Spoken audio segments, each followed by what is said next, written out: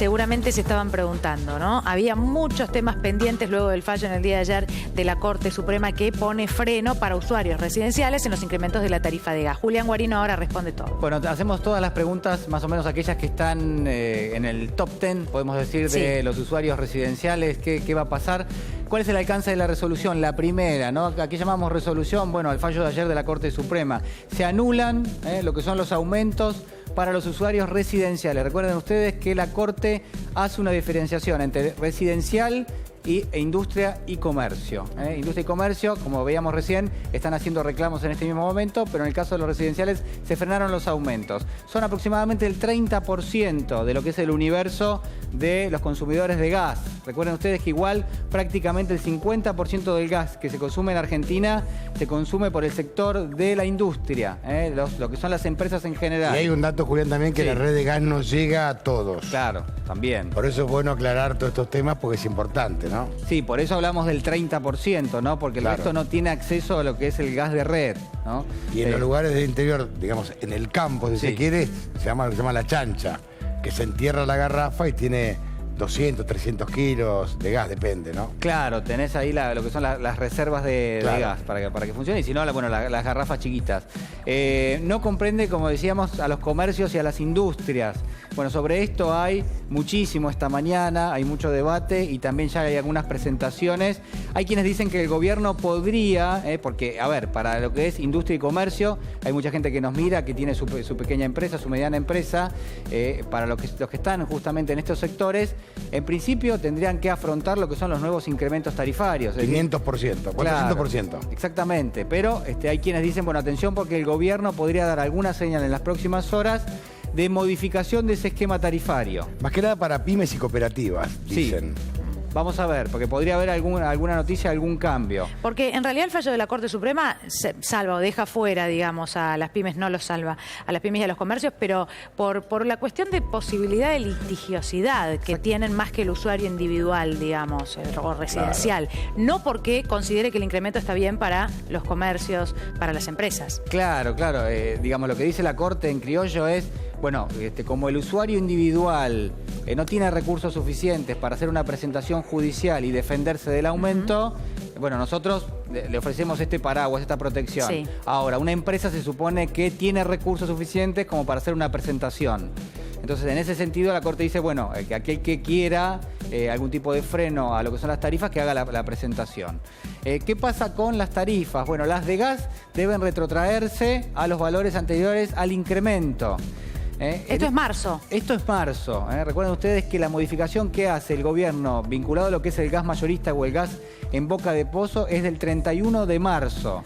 Y acá este esquema es anterior a ese incremento. Pero, a ver, también lo que hay, mucha confusión con respecto a si te va a llegar la misma factura que te había llegado el año pasado. No, ¿por qué? Porque seguramente modificaste lo que es el consumo. Este invierno hizo mucho más frío, modificaste el consumo y hay determinados incentivos al ahorro que te permitían hacer un descuento que en este caso están presentes. Es decir, el gobierno no desactivó estos incentivos.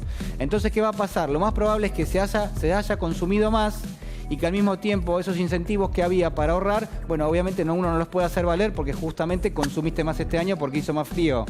¿Se entiende? Sí, pero no debería ser una factura de 2.000 o 3.000 No, pesos. Está claro que no va a ser la misma factura 100, que había llegado antes, ¿no? Está clarísimo. Pero digo, no tiene por qué ser la misma factura del año pasado.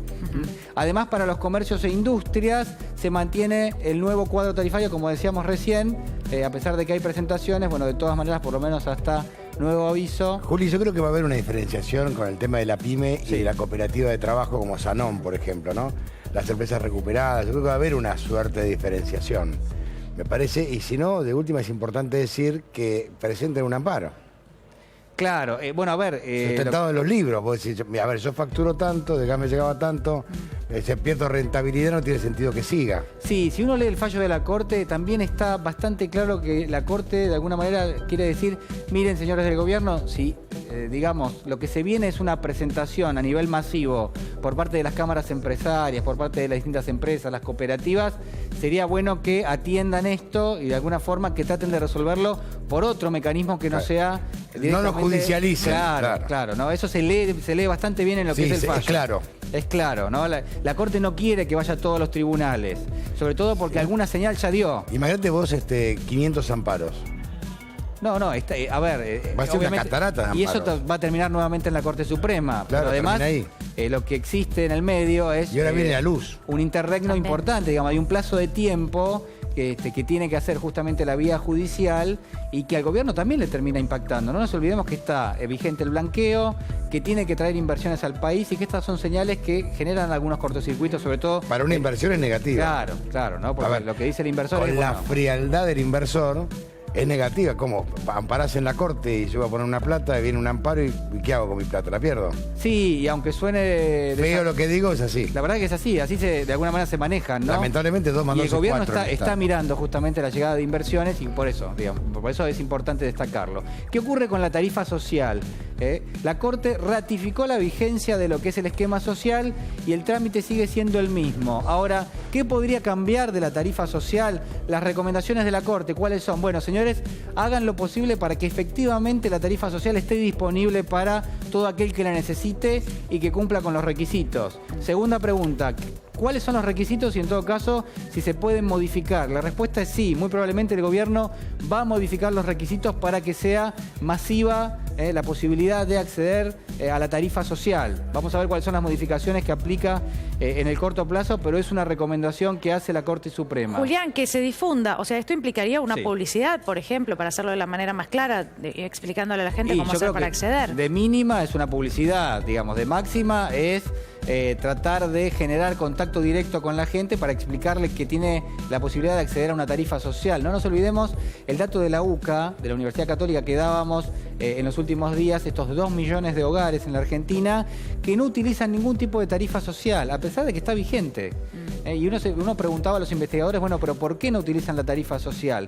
Y la respuesta es porque la realidad es que esas familias hasta ahora al menos no lo necesitaban y a partir de ahora, con la caída que se ratifica en lo que es el mercado de empleo, bueno, están tratando de pelearla, ¿no? Esta fue la definición que dio un investigador, es decir, no quieren de alguna forma adherirse todavía, tampoco les llega tanta información y en concreto lo que hay ahí es un vacío bastante fuerte donde hay muchas familias, más de 2 millones, que puntualmente lo más probable es que necesiten adherirse a esta tarifa social y ahí el gobierno tiene una misión que es comunicar, ¿no? Bien. Y facilitar lo que es el ingreso justamente a estos registros.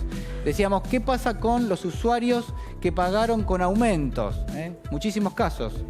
Hay que familias pagaron con el incremento, dijeron, bueno, yo por las dudas, para que no me corten el servicio, hago el pago respectivo. Bueno, van a recibir una nota de crédito con saldo a favor. Sí, y se salvan también, ya que está. Sí, De pagar hasta fin de año, pues ya lo Un pagaron. salvoconducto. Ahora vos sabés, Julián, Salvoconducto. en la parte eléctrica, si bien todavía no está el fallo de la Corte y se habla que va a haber un dictamen de Gil Carbó, en muchos casos en la provincia de Buenos Aires llegaron créditos.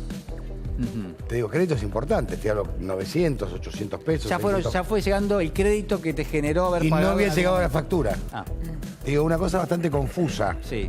Y no hubo una aclaración por parte, hablo de las empresas en este caso, no hubo una aclaración.